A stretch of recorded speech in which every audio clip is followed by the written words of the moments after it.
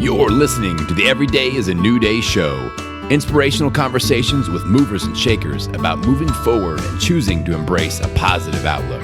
Now, here's your host, Kim O'Neill. Welcome. My name's Kim O'Neill, and I'm a twice certified transformational coach, Reiki master, best-selling author, podcast host, former crime analyst, and big believer in learning from everything so you can confidently move forward in life. You can join us for the live shows most Wednesdays on Facebook at 6 p.m. Pacific time. And now, here's today's newest awesome guest. I'm really excited to be here with today's guest, Bryan Falchuk. Welcome, Bryan. Thanks for having me on, Kim. Absolutely. I'm really excited to have you here because your expertise and what you talk about, and I'm going to share your bio in just a moment, is very relevant to a lot of stuff that's coming up for people in the world today. Yeah. And so this is just excellent timing. But I want to first ask you a really fun question. And will you tell us about your awesome new hairdo? Yeah. So I like to call this a mohawk. The problem is I'm getting older, so it's kind of balding in the back. So it's more of a tuft. Someone told me the other day, but we're going to go with mohawk. Look, we're all stuck inside, and a lot of what I do is public speaking, and I'm not going on stage anytime soon for several months. So, when schools were closed, my son, who's a fifth grader, he was like, "Dad, can we do mohawks? Because we're not going anywhere." It's like, yeah, we need a bit of smiling. So hence the hair. And I don't know, we'll see if it sticks. Maybe I have a new positioning as the mohawk executive or so. I don't know, but it's kind of fun. And I am sad for the day that it won't be here anymore. Aww. I do have an event coming up, a pretty professional webinar kind of thing. I'm like, could I wear a hat for that? Or if I just kind of grease it down, I don't know. Or just embrace it, right? We all need a smile. So absolutely. I love that. I just imagine what a fun treat that is for your son who's like, oh my gosh, my dad said yes to doing a mohawk. Yeah. His isn't as shaved down on the sides because his mom would be pretty angry. And we're all clothed in the same, small space right now. So happy wife is very important. But Yes. I have to say, he wears it really well. Even she was like, actually, that looks pretty good. And she was not for it going in. So maybe his will stick and mine won't. I don't know. Well, from the front, here just on the camera, it looks great. And cool. Yeah, so awesome. Thank you. Absolutely. So, okay. So for everyone who's just getting to meet Bryan Falchuk for the very first time, let me share a little bit about his background with you, and then we're going to get into our conversation. So Bryan Falchuk is a 3 times TEDx speaker, best-selling author, podcast host, executive coach, and certified behavior change specialist. He regularly speaks on the subjects of motivation, culture, interpersonal dysfunction, and overcoming challenges. And his first book, Do a Day, teaches the philosophy he developed to find your true motivation, set meaningful goals, and achieve them by freeing yourself of judgment from the past, as well as fear from the future. His latest book, The 50-75-100 Solution, Builds Better Relationships, helps people see their power to make their relationships happier, healthier, and happier. He's been a guest on over 150 podcasts and radio shows, written many articles for top publications like Inc. Magazine, the LA Times, Chicago Tribune, Business Insider, and more. And he is a former C-level executive in the insurance and tech sectors, as well as a top management consultant, and loves to feature inspiring people who have overcome and achieved something better for themselves on his show, the Do a Day podcast. And that is Bryan in a nutshell. That's a lot. It is a lot. Yeah. You did very well with it. Oh, thank you. Well, and I pare them down, but I also want to get the full picture. And I love, the diversity that people have, just like what we shared in your podcast or from your bio. So, okay. So Bryan, let's talk about first Do a Day. Yes. Do a Day. So I love what I've learned about, what that means, but will you share in your words, what does Do a Day mean and how did you come up with that?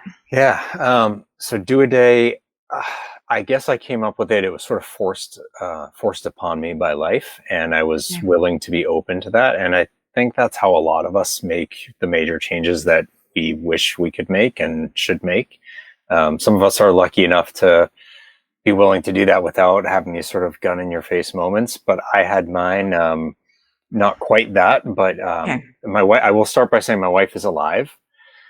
And as I tell the Oh, story, you'll understand why I preface it with that. So my backstory is one of a pretty extreme anxiety on the back of my parents' divorce when I was really young. And I just sort of always felt like everything was coming apart because little kids need to feel taken care of. And I didn't. It's not a knock on my parents. It was just like, look, the family unit's coming apart. There's a lot going on. There's a lot of fighting, a lot of change. And I was really little and couldn't do anything about it. And so I started to try to calm that anxiety, really not as a conscious decision, but I just started eating a lot all the time for an emotional hunger. And food doesn't actually do anything for emotional hunger. right. So, I put on a lot of weight pretty quickly, like between age 5 and 6. If you look at a picture of me, I look like two different kids. So I spent my childhood really obese, was about 100 pounds overweight. And I lost it in high school just through exercise and honestly bulimia, and not through like sticking my finger down my throat, but through excessive exercise, really controlling what I eat. So, sort of anorexia, but it wouldn't really qualify as that because I still ate really well. Okay. I was just very much in control of it. So like, I wasn't going out for dinner. I live with my mom. I wasn't going to go see my dad for dinner like I used to because I can't control what a restaurant's doing. Okay. So, little things like that. But I lost the weight, but I didn't change me. So I still had all the same anxiety, and it actually served me really well a lot of the time. Okay. I was super independent. I was unbelievably reliable. Like you mentioned, I was a management consultant. I was paid to find problems and jump on them. So that's kind of my anxiety. Like I was actually rewarded for my anxiety. So as much as I was unhappy and probably not the greatest person to be around, all signs were like, dude, this is why you're surviving. So it ain't so bad. The sky's always falling in my view, and I'm fully capable of stopping that from crushing me. So I was building my anxiety up instead of dealing with it and pulling it back. So as a result of that, despite losing the 100 pounds, fast forward a bunch of years, 2011, I was 32, married with a 2-year-old, and I had put half the weight back on. And this is when my moment hit me is that summer, my wife got really sick.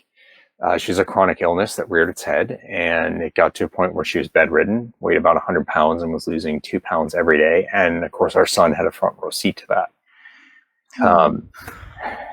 June 30th of that year, her primary care doctor called to let me know he was going on vacation and there's really nothing else that can be done. And so he'll check back with me when he's back in 6 weeks.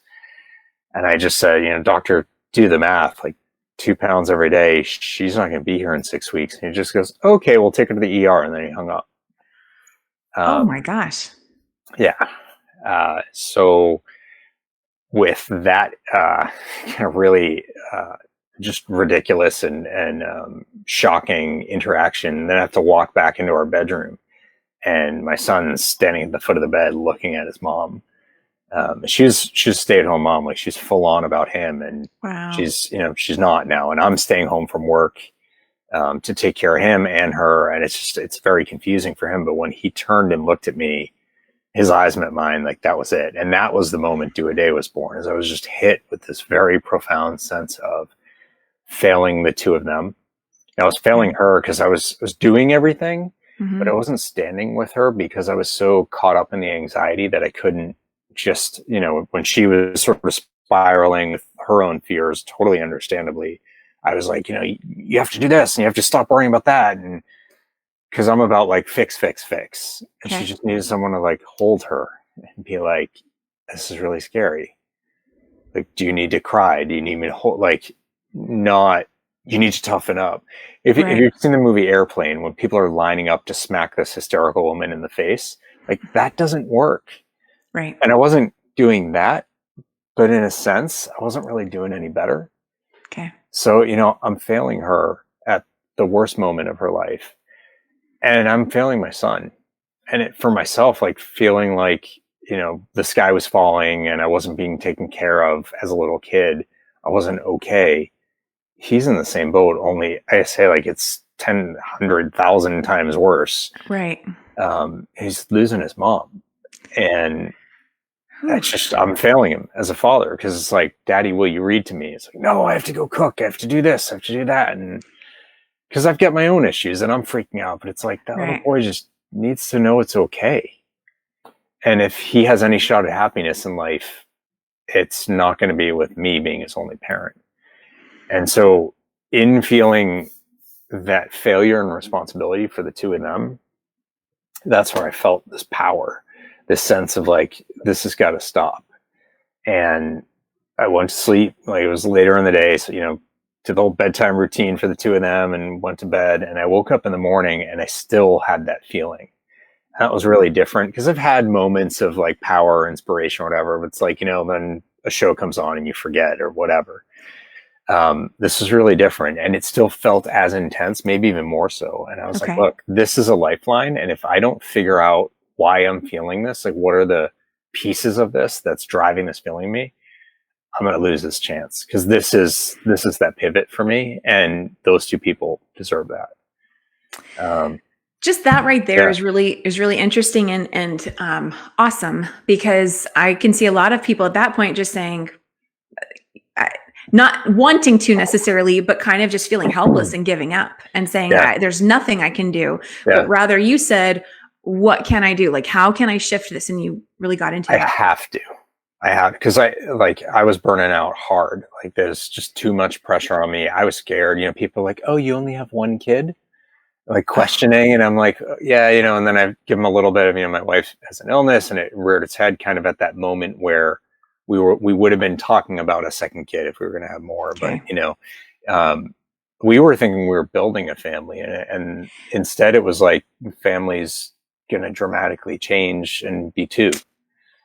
That's not what you expect when you're in your early 30s, right. We've been married a few years, but relatively speaking, newlyweds, just not, it's not what we expected at all. So where did the do-a-day concept come in then? So I decided there are things that I could change. I can't save my wife's life. I can help her in her doing that, but I can't just like jump into her body and make her well. But I can support her differently. I can support my son differently. I need to do something about this weight situation. I can't constantly be, I used to describe myself as like, I spent the first half of my life obese and the second half trying not to be, which is not like a great way to describe your life. You didn't mention that at all in the bio that you recited, right? Like that's not how to live. So I'm like, I'm going to fix that once and for all. Wow. The second was the anxiety, and I had every excuse in the book not to do it. And it's kind of funny. The anxiety was the excuse for not dealing with the anxiety. It was like, it's interesting because, right. Well, it's interesting because, it was actually nice. Well, how you were using it to fuel all the goodness and the success that you were experiencing, but, pretty also wise and insightful to notice that, wait, this actually isn't helping. Yeah. And what I wasn't able to do yet was recognize how unhappy I was, because it's not that I didn't recognize it. It's that I didn't value it. Like I wasn't good with myself yet to think that I might be a reason to do better. Like I could do it for my son and for my wife, but I wasn't yet at a place, and I am today, but I wasn't back then, where it was like, wait, you deserve to not feel this way, because I didn't like it either. Right. So yeah, I didn't love myself enough for that yet. And I got there, but it took 6 more years. And the third was my job had been awesome and was less awesome. I joined an amazing company under the founder, and he unfortunately had stomach cancer and passed away. And so new folks took over are great, but just very different values. And the company was becoming really political, and that's just not me. Okay. I have a mohawk, like I'm not into the backstabbing kind of games. And so I knew I needed to start planting seeds for my next job before it got to the point where those seeds were being forced upon me. Like I wanted to plot my own path. So those were the 3 things I focused on. And with all of them, it really was just like losing the weight. Like when I lost 100 pounds the first time around, there were so many fits and starts that ended within hours of beginning, because the sense of how much that is crushing. And what you realize is like, you don't lose 100 pounds in a day. Right. You just do what you do in this moment to put yourself a little further ahead. And it's the sum total of that. You know, when I was thinking about going to talk to someone about my anxiety, I would be like, how am I going to make 100 appointments work, and the cost and the time? And, you know, now I've got like, not just my job, but all these burdens at home and things that I'm responsible for, and I'm the only one who can do. And like, it's like, well, you're not making 100 appointments work right now. You just have to find time for one. You just have to pay for one. It doesn't matter whether you can afford all of them or not. Like, they're not all happening in this moment. And that's the notion of where Do a Day started to come out for me. Is most of us live caught between yesterday and tomorrow. So yesterday is like the pain, the regret, or the longing. Maybe it can be for something good too, but it's all those things that we're thinking about from before. Right. And we bring them to this moment, and they weigh on us today. And so we give up a piece of our experiences right now for that past. And we do it with tomorrow too. And that's where I really focused, was all of the terrible things that were going to happen. Look, we're living in the midst of a great example of this right now. How long are we going to be home for? And how am I going to pay the bills? And what if this? And what if I get it? And what if we run out of food? All of those things are valid, real possibilities. And you don't know whether any of them will happen. But when you take yourself out of this moment and you think about all of those, not only are you making it harder on yourself, but you're taking away your ability to do the things you could do right here, right now, that may make those possibilities just never come to pass. You know, you cower and you get all wrapped up in it, and you miss chances to connect with someone that makes you feel better, or maybe opens a door for a new opportunity. Or they say, hey, you know, I'm going to the supermarket. Can I get you something? So you're not going to run out of food. Or you make a smarter choice about that food, so your body's healthier, so it's more able to stand up to all the illness that's out there, whatever it is. But when we succumb to yesterday and tomorrow, we give up the present moment. And in doing that, we lose out on our ability to achieve the things that I wouldn't even say we dream of achieving, because most of the things that I've done weren't even on my list. Like I didn't even consider. I just went through this with my son this morning. He was like, this math problem is too hard. And I was like, let's talk about challenges. Like, you're not even willing to try it. And I'm like, there's so many things that we do that we couldn't even have thought, you know, like, yet we've done them. So I love this. So Do a Day is really about what can you do just right now, today, and not focusing or allowing yesterday or tomorrow to take up your energy. Yeah. And I just want to go ahead and take a quick moment and say hello to our live viewers. I see Darcy is here with us, and you know, feel free to say hi. Let us know if you have questions. What questions are coming up for you right now in your present experience about mindfulness and about allowing yourself to just, you know, focus on what you do have control over in this moment. Bryan, I can't even say it enough. I'm so grateful for this conversation today. Yeah, me too. Oh, so, okay. I don't know if you were going to go there, but will you share some of those things that you just started to say, you know, you've been able to accomplish more things than what you thought because you've allowed yourself to be more present in the present moment. Yeah. What are some of those things? There's a lot of physical things that I've achieved that, you know, like I've run a marathon. I've done a bunch of century rides, which is, for people who don't know, it's 100-mile bike rides. I didn't know that. And I didn't either before. So, I mean, the fact that I even ride a road bike, like, anyway, these are all things that, so like the marathon's a great example, because maybe 2 or 3 months before I signed up for the Chicago Marathon, I was talking on Facebook with a friend of mine who, like, we were both running and we were connected on Nike Plus at the time, and, you know, giving each other kudos. And I was like, yeah, you know, you're doing awesome. You're really putting in miles. She's like, yeah, I feel like I have a marathon in me before I turned 40. It's a few years ago. And I was like, yeah, good luck with that. Like, if it's Boston, I'll cheer you on. Like, but no way, what I would say. No way. Like, I'd done a half marathon and I couldn't run for a few months afterward because I was like injured because it just took so much out of me. I'm like, never. Like, I have no interest in that. And just 2 months later, I woke up again one morning. The mornings are very dangerous for me. And I just had this clarity of it. And I was like, you know what? Like, her comment really did stick with me. I'm like, why no way? And it was Wow. all like, because you're fat, because you're not a runner, because you're the first time someone asked me, like, exercise wise, I said, like, oh, I'm a runner. And I was alone in my basement. And I remember looking left and right, like someone just saw me say that. And they know I'm lying. Right. Yeah. But we do that. So like, there's things like that. Writing the books, I'm almost finished my third book. It goes to my editor next week. Your second book just came out. I know. I started it before the second one was even released. Wow. But it's a business book. It's very different from the first two. But I was like, I got C's in English in high school. I was not, like, I did better in college. Like, I kind of found my niche with writing, but I don't know, how could I write a book? I wrote for a major publication. Like, I wrote 30 something articles for Inc. Like, me? I remember sending in the my pitch to them, and I'm like, I'm never going to hear from these people, because, like, why would they?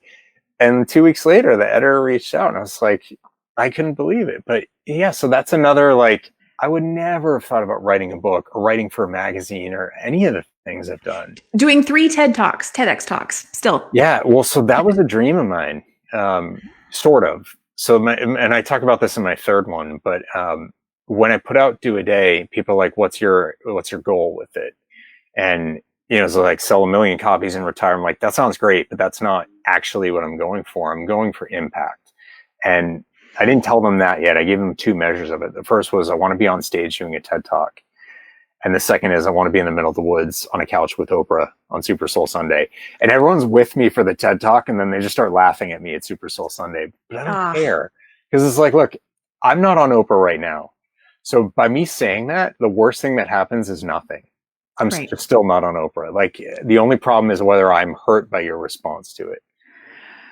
So, okay. So I love that you even said that. That's just, okay. So I'm going to first just make a note, because I want us to get into, your book, Do a Day, I know focuses on the relationship with yourself. Yep. And then your newest book, the 50, 75, 100 solution. Yes. I think that was right title, right? Yeah. Okay. So that's about relationships. And I definitely want to make sure we get there. Yes.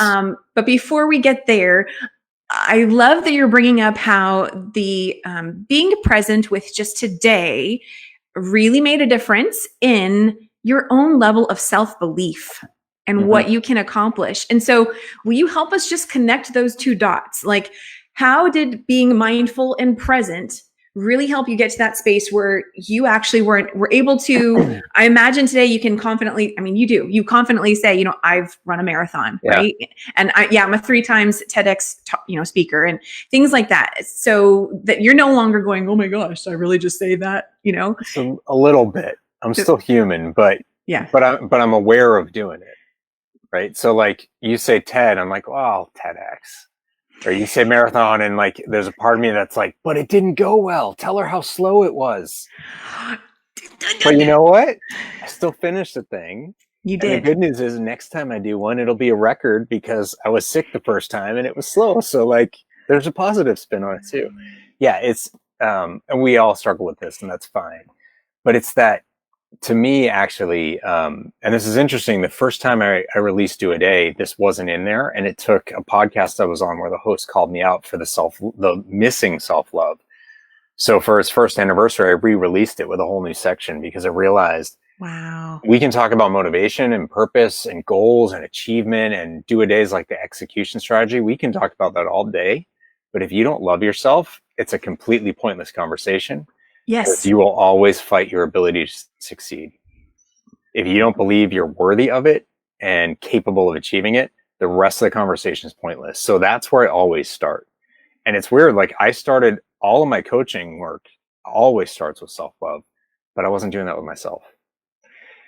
And I don't quite know why. I think I wasn't ready for it.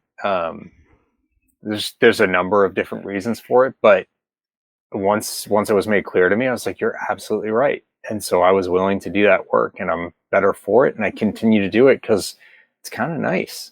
Like, why not keep working on that? Feeling good about yourself and empowering yourself. I think that empowering yourself to achieve better is the best gift you can give yourself every day. Absolutely. What I hear, because the same thing has shown up in in my world too. What I'm really hearing you say is that the more you are present with yourself, that actually helps you to even see like your own inner dialogue and where to switch things. And I've learned that the deeper you go, the deeper you go. Yeah. And self-love is like at the root of it. Yeah. So I love that you brought that up. Wonderful. So, okay. So now let's talk about relationships, having healthier relationships. And you've got this newest book that really talks about how people can improve their relationships. Will you tell us more about that? Yeah. So the book's called the 50-75-100 Solution, which is, it sounds like it's about math. It's not, although sort of, because there are fractions in it. But what we're talking about is our piece of the relationship total. So the total is 100, right? 100%. Like that's easy. 50 is pretty easy too. It's like, look at this screen. It's half and half, you and me. Like that's every relationship, whether it's two people or two groups of people, like it's me and it's you. Right. And most people get that. And me and maybe that's not how they phrase it. Maybe they see me versus. So it's me against you or me versus you. And then it becomes adversarial. Intentionally or not, when you see relationships as 50-50, you end up reacting to people. You end up feeling like you have no control or agency in their behavior. And so you end up with a lot of these, like, why can't they just love me? Why won't they just be good to me? If they would just see my, all of these, like, it's on, I'm going to point towards your side. It's all them, right? It's their half. And like, I'm good. I just have to wait for them to wake up to me being good. And then it's fine, but I can't change them. And feeling powerless like that tends to lead to even more reactions, negative reactions on our part, because we're already on our back foot. Right.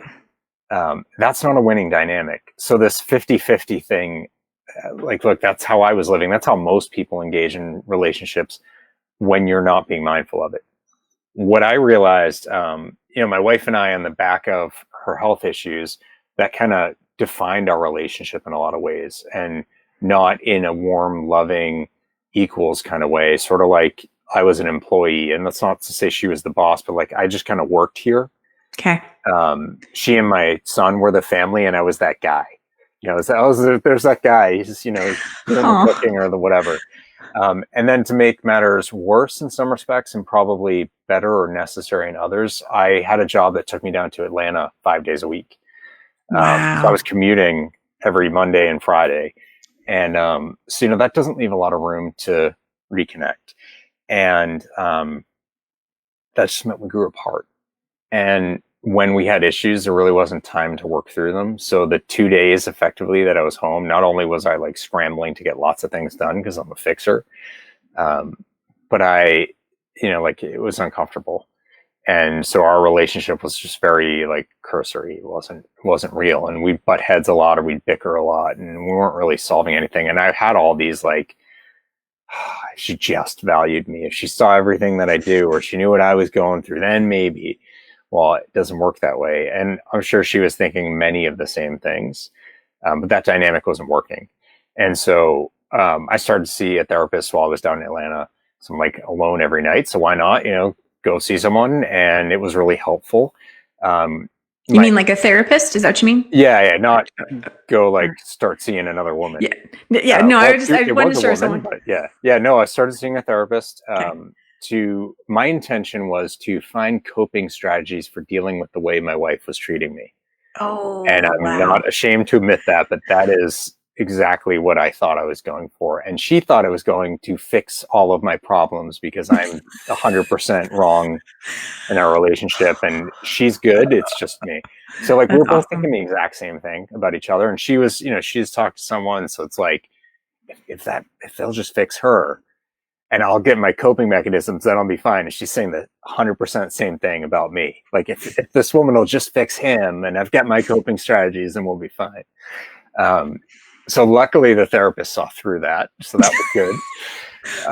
And I hope you both can laugh about it now. Can you laugh about it in some ways? Yeah. Okay, that's good.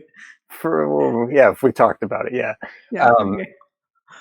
So, I mean, actually, I will say on the whole, I wasn't a huge fan of the therapist I saw. Like, I think there were a lot of things that weren't clicking, but she did a couple things that were life-changing for me. And so, like, very positive in the experience. One of them was giving me or telling me to get a book. It's out of reach. Otherwise, I can grab it. That's very bad camera work of me, but Okay. this is the greatest thing. Yeah, there you go.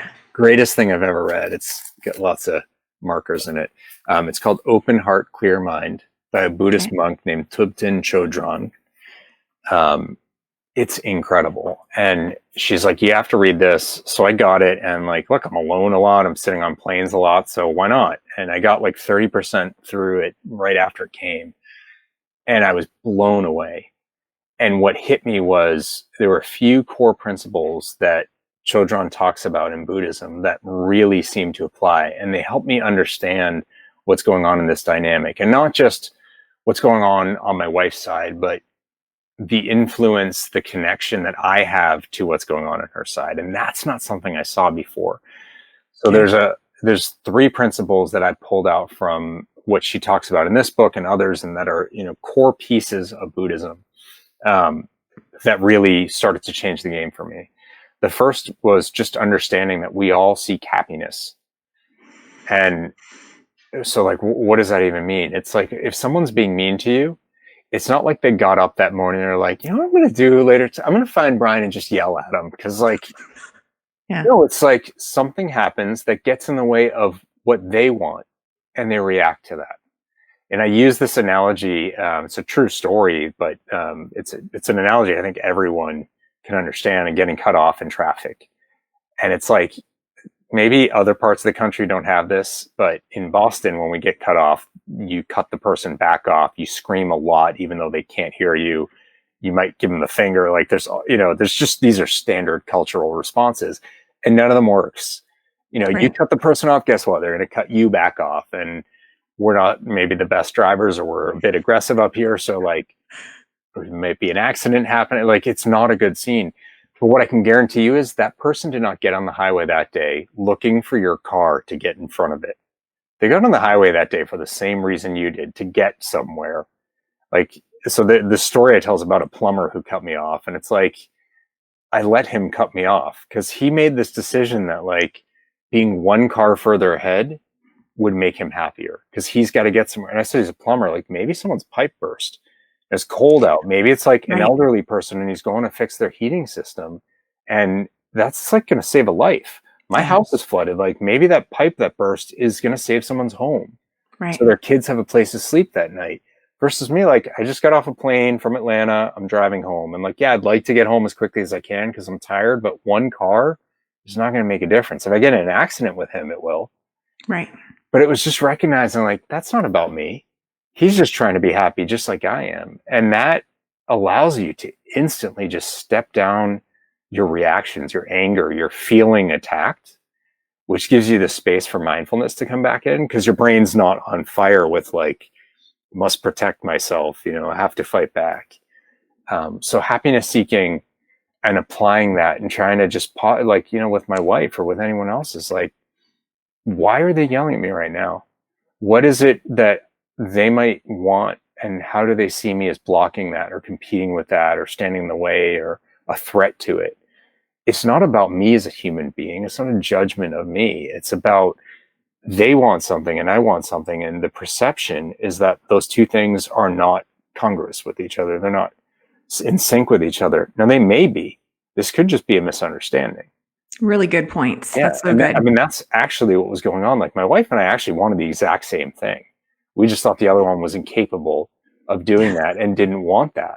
So we kept butting heads. And it's like, if you can step back, you might see, like, I just want to be heard and validated. So does she. Like, that's exactly the same. I want to know that, like, I can turn to her and she's there for me no matter what. And that's exactly what she wants too. So why are we fighting when we actually both seek the same thing? We're going about it in different ways. We're confused about where the other one sits in that spectrum, but actually we're aligned.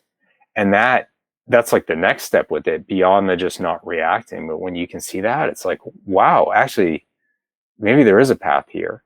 And when you see that, then it's like, it's worth the work and it's worth trying to talk through it. And maybe now I know how to talk through it because I know what values to appeal to, because I know what they're after. So happiness seeking blew my mind. And I was like, that's the mechanism to change the relationship, or that's the basis for the change. But the question is, how do you do it? There's lots of inspiring books out there, but it's like, how do I actually put this into action? And that's where I like to take things, because again, like, I'm a fixer. I gotta do something with it. You get it as a coach, like, you want to make it better. Yes. So there's two other principles that made that really clear to me. The first is interconnectedness. So it's the notion that no one exists in and of themselves in a vacuum. Like, we exist in relationship to each other, and the actions of one impact another. So, it's not like I'm all good or all bad. You're judging me that way based on the situation, how I'm interacting with you. And, I use this example, like, your boss comes down on you about your work and they're bad. But then your boss comes down on the slacker who sits next to you, who you can't stand, and that's a good boss. It's the same boss doing the exact same thing, but you see them completely different ways because you're relating to that situation differently, because you all are interconnected. So that was like, okay, my happiness, their happiness, how I interact with it, there's like strings connecting us. So I actually have a way to pull on them or push. You can't really push on string, but like, I'll come up with a better analogy in the future. Okay. But there's a mechanism through that interconnectedness for your understanding of the happiness to start to affect each other. And then the last thing I think is just gives us hope. And that's the notion of impermanence. That's everything changes. So it's like, no one stays the same forever. Mohawk turn into tufts, turn into nothing.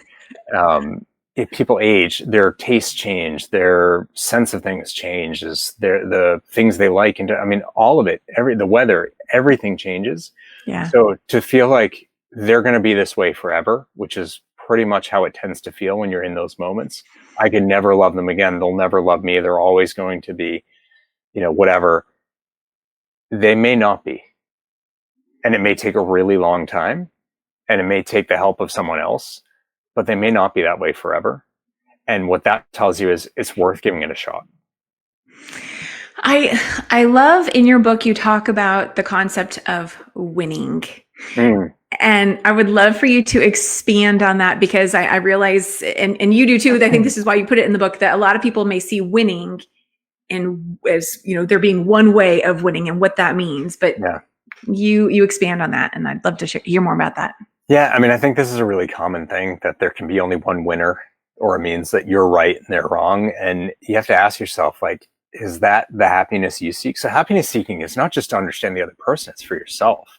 Right. Like, if you're arguing a point tooth and nail, it's like, do you actually even care about that? I know people who argue and they'll say in the argument, like, I don't even care, but, and then they go to town, and it's like, well, if you don't care, why are you doing that? Right. What do you care about? Can we talk about that? So people will end up butting heads over points and trying to win one point versus the other, when actually neither of them even cares about that. So what have you won in the end? You've alienated someone, you've made a relationship worse, and you don't even have the thing you wish you had.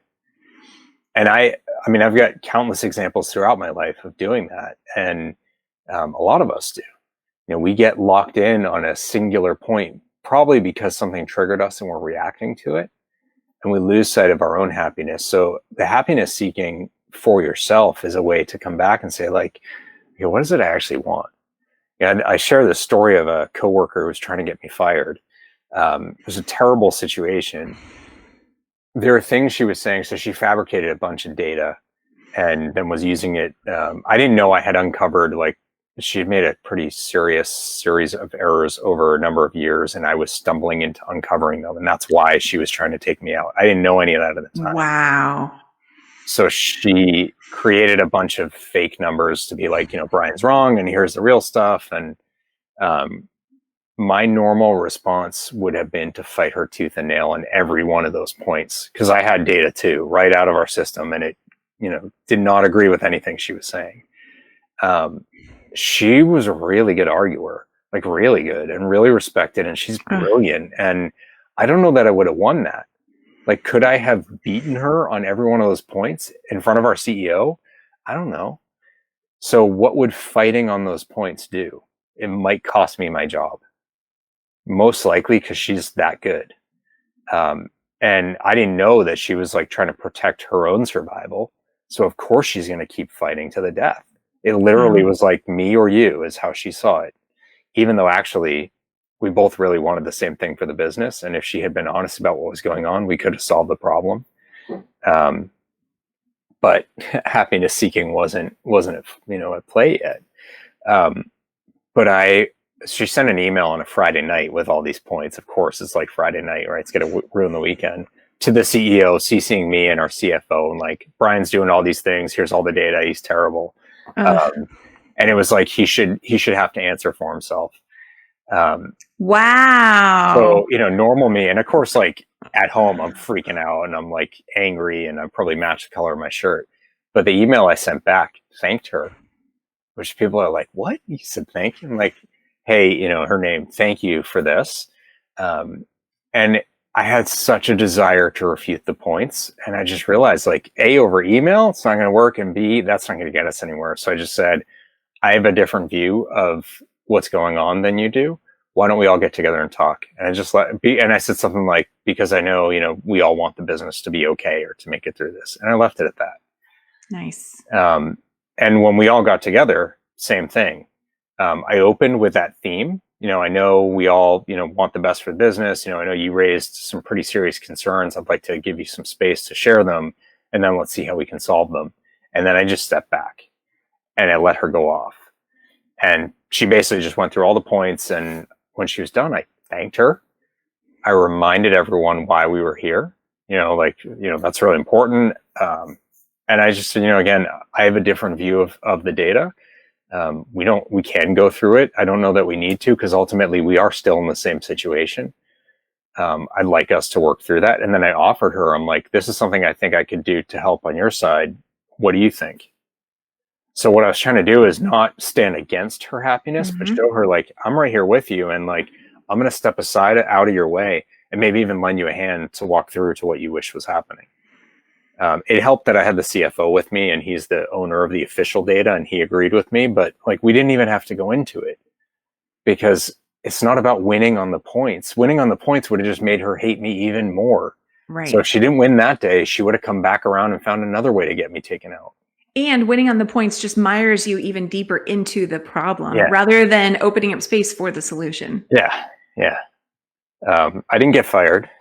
Good. She didn't stay much longer. And unfortunately, the problems that she was hiding ended up having a pretty serious impact on the business that they're still dealing with. And that's really a shame, that if she had been honest and upfront about it, she had peers who respected her, and we all could have worked together and try to work through it. But instead, she hid it for a really long time and treated us like enemies.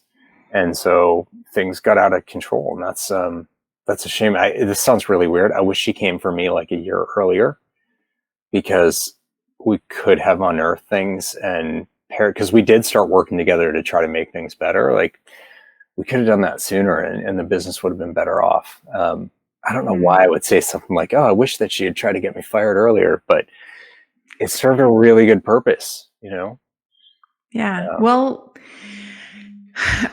so thank you for sharing that, and showing how, even though it would have in many ways made sense for you to try and fight her and argue your points and all of that kind of stuff, how by you taking a completely different approach, you were able to, it sounds like you got 2 out of 3. You at least save your job, and the company. I guess they're still dealing with stuff, but it sounds like you were able to resolve some things that supported you guys in moving forward at that time. Yeah, that's good. Definitely. So so you've got the 50, 75, 100 solution. Where's the 75 piece? Oh, 75. Yeah. So if it's not 50-50, if it's not 100, how do you go from that 50-50 to the 100? And what I realize is relationships are not 2 halves, they're quarters. So within each of us, we're split in half, and this is where all the fractions come in. But essentially, like, we're half made of our actions, what we proactively choose to put out in the world, and half of us is our reactions to the other person or to the situation. When I realized that, and again, like, credit to this book, To Open Heart, Clear Mind, I started to see that, okay, well, what's going on with my wife or with that coworker or that plumber or whatever, a chunk of it's me. they're just responding to what I'm doing. So what if I give them something else to respond to than, more aggravation or more like tapping into the happiness seeking, and give them something to react to that actually changes the negativity into something more positive. And so I control my half. There's 50 of it.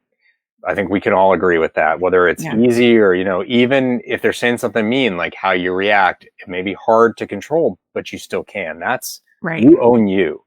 So we all own the 50, but we add another quarter of the whole because half of that person is a response to us. And it's when I saw that's really where I was like, I know how to make things better now, because I suddenly have control or influence over 3/4 of the problem, not half. Like half and half, you're just going to keep butting heads, but I control my half and I can influence half of you by giving you a different version of me. And so if I have sway over 3/4 of the problem, that will start to lead to 100, because I'm doing better and I'm giving you a better version of me to react to, which means you're going to, whether you want to or not, you're going to be better too. And so I'm going to get back something better from you. So I'm not even going to have to try as hard, and it becomes a virtuous circle instead of a vicious one. Oh, that's beautiful. And so in the book, I imagine you go even deeper into that 75 aspect of it, right? Okay. Awesome. And the thing I also actually wanted to say, I just want to go back to the winning for a second, is to really just summarize what you elaborate in the book on too, is that winning isn't so much about winning as one person winning and another person losing, but it's about what's going to create harmony. Yeah. Just want to highlight that part. I love that. So Bryan, we're nearing the end of our conversation, but before we really get there, let's just, at this time where, there's a lot going on in the world, of course, globally. And of course, some people are having, reactions or responses directly to what's happening globally. But also because of what's happening globally, I know that is also triggering for a lot of people, just other stuff in their personal life and, their family life. And just so stuff from the past, is showing up. And, energetically speaking, I see it as it's being given an opportunity to breathe and be released. And, by looking at it, and I want to get your thoughts on that, because you talk about getting away from fear and judgment in your materials as well. Do you have any thoughts that you'd like to share just on what I was just describing? Yeah. I mean, I think this is where mindfulness has probably been the most useful tool for me. And I make a very pointed effort, like really explicit effort, not just once a day, but multiple times, to recenter myself. And there's been plenty of, I start, one of my morning routine things is I meditate, and that's great. That doesn't solve everything that I face in the day. And especially at times like these, whether it's, the news cycle or just the gravity of the situation or memories. One of the things in my household is, my wife's chronic illness means early days in this whole, pandemic thing, when they were like, oh, it's only old people and people with chronic illness, don't worry. I'm like, okay, well, 40% of the US has a chronic illness, and about that percentage again is in the old people category. And actually are finding that's not really the case, that it's everybody. But I was like, well, that's us. So that doesn't make me feel any better. And everybody knows someone or is someone in one of those two categories, and maybe has that person in their house. So it's everybody. Now it really is everybody. But that increased the anxiety for us. It increases the risks for us, and in my wife's issues, like it hits her immune system. So the chance that it would really take her down is a lot stronger. That brings up all kinds of past feelings. That time in 2011 where she spiraled. And so a lot of those symptoms are similar to the things that are described. And she has lots of symptoms on a regular basis. So it's always like, is that what it is? Is it back to 2011? Am I going to make it? And then fear sets in. It's a really understandable, natural way to respond to it. And the brain is just trying to protect itself. It's trying to tell you, this isn't okay, watch out. So it's for a good reason, but it's also really damaging. So anxiety doesn't actually solve any of the problems, and it raises chemical response in your body, hormones, etc., that are more damaging. They increase inflammation. So that sort of fear response, while its intention is good, its impact on you is bad. And so to try to work through that for both of us is a lot. Yeah. And so I find myself, this watch I have is a heart rate monitor on it. I do check from time to time if I'm feeling jittery, or I'm feeling like my nerves aren't quite like under my full control, which they are, but it doesn't feel that way.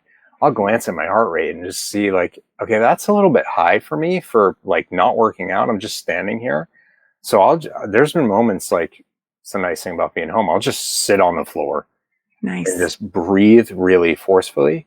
And I did it today. My heart rate was like 119 sitting on the couch doing nothing. Wow. My resting heart rate's in the 40s. So that's not good. Like when I run, it's like 120 something. So that's not right. And I brought it down into the high 60s within about 45 seconds, maybe a minute. That's great. It's great. And I need to do that from time to time, and I'm okay with that. And I recognize, like, as soon as I have it back in control, Mm-hmm. then I start to think about, why did it get there in the first place? Where are my thoughts? And it's just bring it right back. Okay, is that happening right now? No, it's not. Nice. Is that something from before? This sky is falling kind of feeling, or my wife's like, one of her phrases is like, it feels like I'm dying. And I stupidly, like, bad husband move, I was like, well, you've never died before, so how do you know? She's like, the most insensitive thing you can say. But it's also kind of true. I'm not saying anyone should say that, but like, put it in my context. All these moments where I thought it was the end, it wasn't. At some point, you need to give that some credence. At least just to recognize, like, you don't know. Right. Well, and let me just first say, I'm glad that your wife is alive, and I really hope that she continues to just stay healthy and, move through this with so much ease. And on the flip side of what you just said, because there is truth in that, right? You've never experienced this, so how do you fully know? But we also know, and this goes for everybody, it's like, you've 100% of the time been, I love this quote, whoever's it is, 100% of the time know what it's like to actually get through a challenging time and make it to the next day. Yeah. Right. And so that's also true. Yeah. Like, and so you wouldn't be alive if that wasn't true. Yeah. Yeah. And so you must be doing something right, because you know how to get through and continue to move forward and make it through the next day. So what did you do the day before? What worked? What didn't work? And let's assess. And I love how you keep bringing it back to, I'm just going to pause and, okay, and then where were my thoughts? Yeah. And it's about self-love, because if you don't recognize your capability and your value, you won't give any credit to the fact that you are still standing. Right. It couldn't have been because of you. So, okay, well, even with the help of others, why are others helping you? Because of you. Because they love you, because they care for you, because you asked for it, because you accepted it. Like, you have to see that it comes back to you. And without that, it's really hard to get through, but you are through, or you wouldn't be here anymore. So let's all just pause and reflect on the fact that we are here, and give that some weight. Even though we invariably faced and will continue to face hard times, because that's life. And we will also not face hard times. We will have plenty of great times, and we will stand through all of them. The fact that you're in this moment worrying about it means you're so much more capable and resilient than you believed at that moment. Yes. Oh, I love that. So Bryan, where can people go if they want to connect with you and, get your book, or, maybe coach with you, listen to your podcast, all of that? Yeah, so they can go to bryanfalchuk.com, and you can get to everything there. And I'm pretty active on social media, and that's all linked there. The books are there, my articles are there, the podcast, the whole nine. So bryanfalchuk.com is the easy single place to go for all of your Bryan Falchuk-edness. Awesome. And I'm just going to go and spell that for everybody. So it's BRYAN, F as in Frank, ALCHUK. Yes. Okay, awesome. That's the hardest part. Once you get there, it's easy. But yeah, you gotta spell my name. That's the tricky bit. Bryan, thank you so much for being here today and just sharing your expertise and your stories and your wisdom and your authenticity, because, I just on the surface, I'm just going to point this out because I think this, may come up. On the surface, you look like a super fit, go-getter, and that might have, and you are. Sorry. It doesn't sink in, but thank you. It's okay. But that may be one perception. And what I absolutely love is there's so much more that led to who you are today. Yeah. And that is true for every single person. 100%. And so I just really, I don't know, I for some reason felt like there was key for me to highlight that. And so maybe for those who are with us, whether you're live or on the replay, wherever you're listening to this, go deeper within yourself and take a look at, who you are, like, where have you come from? What have you overcome, and how has that, supported you in being who you are today? And earlier in the conversation, we took it all the way down to self-love, how that's really so key in being at the core of being able to believe in yourself and be able to even, be more mindful and achieve more of those goals and move forward. And I just love everything about our conversation today, Bryan. So again, thank you. Me too. Thank you very much, Kim. Absolutely. So that is our show for today. And, so thank you to Bryan for being here. And thank you for everybody who's been with us. Remember, every day is always a new day. Wherever you are today does not have to be where you are tomorrow. And just, you are here. You have been successful 100% of the time. If you're listening to this, you've been successful 100% of the time in moving through whatever took place before to get you to where you are today. And, allow whatever you're experiencing now to really be prime time for you to, yes, go inward and be more mindful and present with yourself, because you deserve that. Bryan was talking earlier about, why do other people love you? Because you're worth it. And so if you're in that space of going, but am I worth it? Or why am I worth it? Then this is your moment to really own that, to receive that, to be that, to feel that, to know that, because you are worth that love and believing in yourself and all of that. So I will leave you with that. That is our show for today. Have a wonderful day, and I'll see you all on the next Every Day is a New Day show. Bye, everybody. And that's today's show. So, what are you taking away? Let me know down in the comments wherever you listened or watched today's episode, and connect with me on Facebook on the Every Day is a New Day show and coaching page, or visit KimO'NeillCoaching.com for more info. Remember, every day is always a new day. Wherever you are today does not have to be where you are tomorrow. There is always hope, and you will always be amazing. I'll see you next time.